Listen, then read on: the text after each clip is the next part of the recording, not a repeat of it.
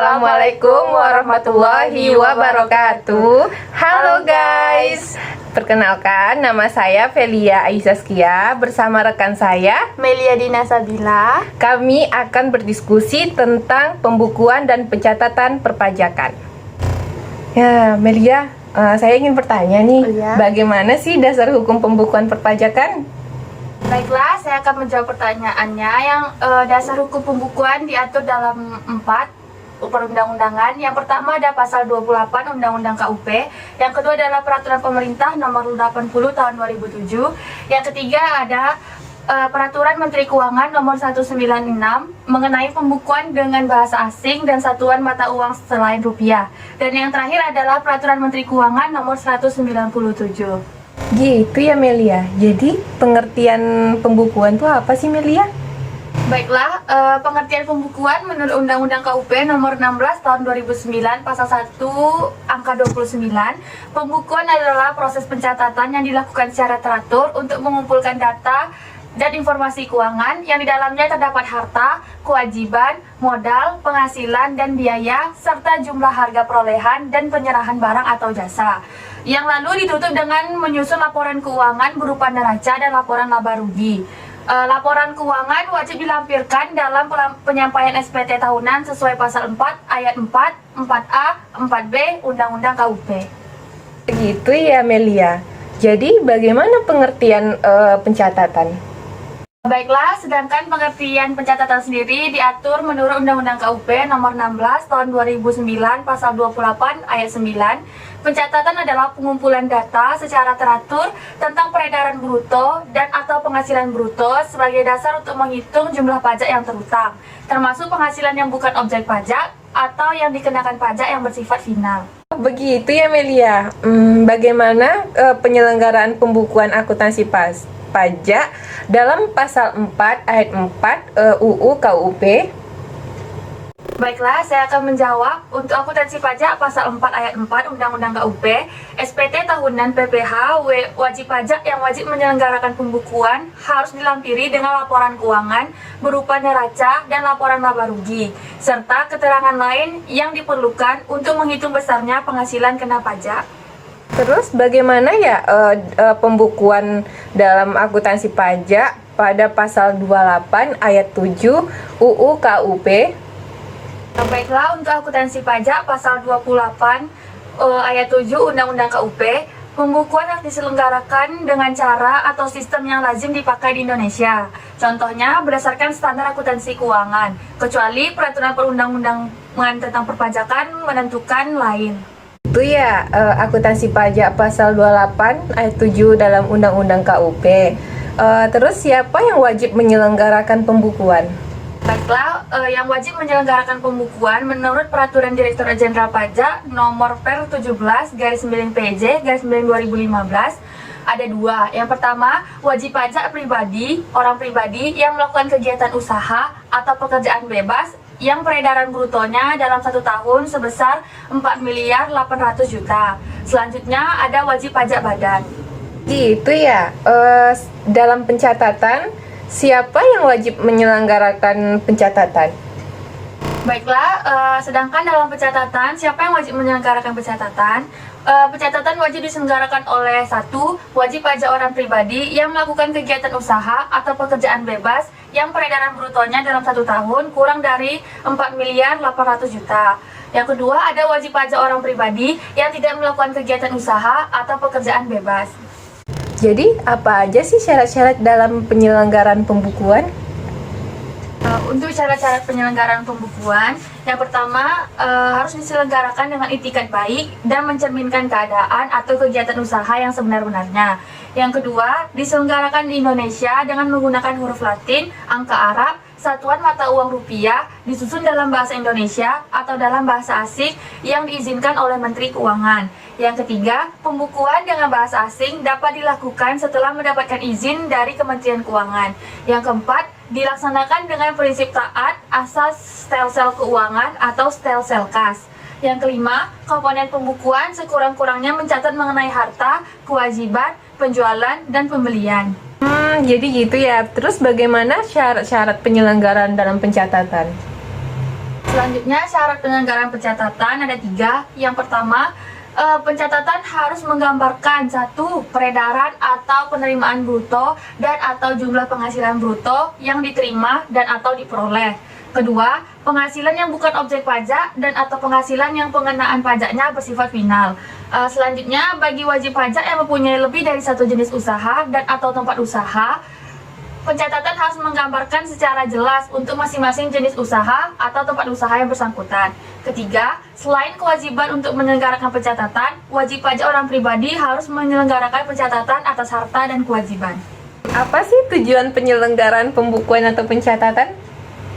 Baiklah, tujuan penyelenggaraan pembukuan atau pencatatan adalah untuk mempermudah 1. Pengisian SPT. Kedua, penghitungan penghasilan kena pajak. Yang ketiga, perhitungan PPN dan PPNBM. Yang keempat, penyelenggaraan pembukuan untuk mengetahui posisi keuangan dan hasil kegiatan usaha atau pekerjaan bebas. Gitu ya tujuan penyelenggaraan pembukuan atau pencatatan, Melia. Terus bagaimana ya taat asas dengan stelsel akrual atau kas? Baiklah, sebelumnya kita harus tahu dulu apa itu stelsel akrual.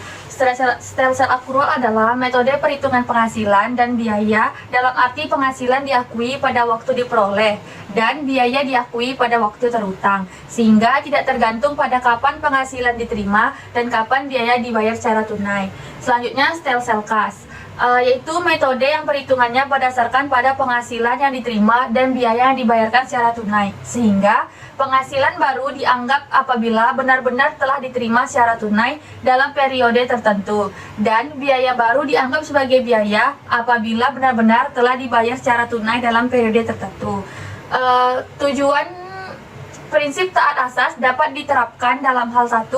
Pengajuan penghasilan, kedua, tahun buku, ketiga, metode penilaian persediaan, dan keempat, metode penyusutan amortisasi.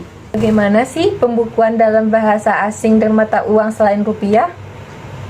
Baiklah, untuk wajib pajak yang diperbolehkan untuk menggunakan bahasa asing dan mata uang selain rupiah adalah 1. Wajib pajak dalam rangka penanaman modal asing, yaitu wajib pajak yang beroperasi berdasarkan ketentuan perundang-undangan penanaman modal asing. Yang kedua, wajib pajak dalam rangka kontrak karya, yaitu wajib pajak yang beroperasi berdasarkan kontrak dengan pemerintah Republik Indonesia sebagaimana dimaksud dalam peraturan perundang-undangan pertambangan, selain pertambangan minyak dan gas bumi. Yang ketiga, wajib pajak dalam rangka kontrak kerjasama, yaitu beroperasi berdasarkan ketentuan perundang-undangan pertambangan minyak dan gas bumi. Yang keempat, ada bentuk usaha tetap, yaitu bentuk usaha sebagaimana dimaksud dalam pasal 2 ayat 5 Undang-Undang Pajak Penghasilan atau menurut perjanjian penghindaran pajak berganda atau P3B.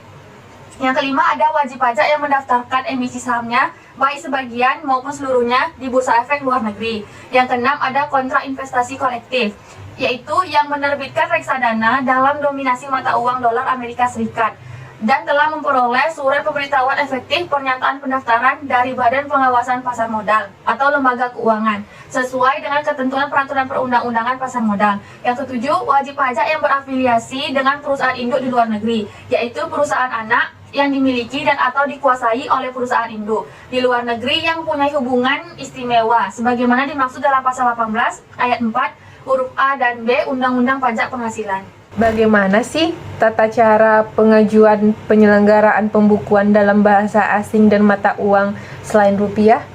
Baiklah, untuk penyelenggaraan pembukuan dengan menggunakan bahasa asing dan satuan mata uang asing, wajib pajak harus terlebih dahulu mendapatkan izin dari Menteri Keuangan, kecuali wajib pajak dalam rangka kontrak karya atau dalam rangka kontraktor kerjasama.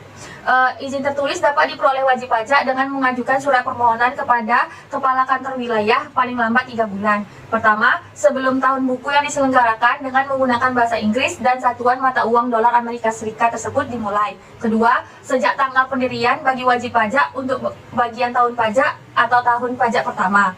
Kepala Kantor Wilayah atas nama Menteri Keuangan memberikan keputusan atas permohonan tersebut paling lambat 1 bulan sejak permohonan dari wajib pajak diterima secara lengkap. Apabila jangka waktu tersebut telah lewat dan Kepala Kantor Wilayah belum memberikan keputusan, maka permohonan wajib pajak tersebut dianggap diterima dan Kepala Kantor Wilayah atas nama Menteri Keuangan menerbitkan keputusan pemberian izin untuk menyelenggarakan pembukuan dengan menggunakan bahasa Inggris dan satuan mata uang dolar Amerika Serikat. Bagaimana sih kewajiban penyimpanan buku atau catatan atau dokumen pada pasal 28 ayat 11 UU KUP. Baiklah, untuk tempat penyimpanan buku atau catatan atau dokumen yang menjadi dasar pembukuan atau pencatatan dan dokumen lain termasuk hasil pengolahan data dari pembukuan yang dikelola secara elektronik atau secara program online wajib disimpan selama 10 tahun di Indonesia, yaitu di tempat kegiatan atau tempat tinggal wajib pajak orang pribadi atau di tempat kedudukan wajib pajak badan. Perubahan tahun buku dan metode pembukuan, perubahan terhadap metode pembukuan dan atau tahun buku harus mendapat persetujuan dari Direktur Jenderal Pajak. Bagaimana sih sanksi terkait dengan pembukuan dan pencatatan? Baiklah, selanjutnya apabila kewajiban pembukuan tidak dipenuhi sehingga tidak dapat diketahui besarnya pajak yang terhutang, maka diterbitkan SKPKB ditambah dengan sanksi administrasi berupa kenaikan sebesar yang pertama 50% dari pajak penghasilan yang tidak atau kurang dibayar dalam 1 tahun pajak, yang kedua 100% dari pajak penghasilan yang tidak atau kurang dipotong, tidak atau kurang dipungut, tidak atau kurang disetor, dan dipotong atau dipungut tetapi tidak atau kurang disetor. Yang ketiga 100% dari pajak pertambahan nilai barang dan jasa dan pajak penjualan atas barang mewah yang tidak atau kurang dibayar. Baik Melia, ini ada pertanyaan selanjutnya nih. Bagaimana sanksi pidana karena kealpaan dalam menyampaikan SPT? Baiklah, setiap orang yang karena kealpaannya menyampaikan SPT tetapi isinya tidak benar atau tidak lengkap atau melampirkan keterangan yang isinya tidak benar sehingga dapat menimbulkan kerugian pada pendapatan negara dan perbuatan tersebut merupakan perbuatan setelah perbuatan yang pertama kali sebagaimana dimaksud dalam pasal 13A. Didenda paling sedikit 1 kali jumlah pajak terutang yang tidak atau kurang dibayar dan paling banyak 2 kali jumlah pajak terutang yang tidak atau kurang dibayar, atau dipidana kurungan paling singkat 3 bulan atau paling lama 1 tahun. Baiklah, ini ada pertanyaan terakhir buat Melia. Apa saja sih kegiatan yang dilakukan dengan sengaja dan apa sanksi pidananya? Baiklah, untuk kegiatan yang tergolong sengaja, yang pertama, memperlihatkan pembukuan, pencatatan, atau dokumen lain yang palsu atau dipalsukan, seolah-olah benar, atau tidak menggambarkan keadaan yang sebenarnya. Yang kedua, tidak menyelenggarakan pembukuan atau pencatatan di Indonesia, tidak memperlihatkan atau tidak meminjamkan buku, catatan, atau dokumen lain. Yang ketiga, tidak menyimpan buku, catatan, atau dokumen yang menjadi dasar pembukuan atau pencatatan dan dokumen lain, termasuk hasil pengolahan data dari pembukuan yang dikelola secara elektronik atau diselenggarakan secara program aplikasi online di Indonesia, sebagaimana dimaksud dalam pasal 28 ayat 11D, sehingga dapat menimbulkan kerugian pada pendapatan negara. Selanjutnya, untuk sanksi pidananya, dipidana dengan pidana penjara paling singkat 6 bulan dan paling lama 6 tahun, dan denda paling sedikit 2 kali jumlah pajak terutang yang tidak atau kurang dibayar, dan paling banyak 4 kali jumlah pajak terutang yang tidak atau kurang dibayar. Jadi begitu ya Melia mengenai pembukuan dan pencatatan pajak. Mungkin sampai di sini diskusi kita mengenai pembukuan dan pencatatan pajak. Terima kasih kepada Melia yang sudah hadir bersedia untuk menjawab pertanyaan-pertanyaan tadi. Iya, sama-sama. Baiklah, sampai di sini hasil diskusi kami.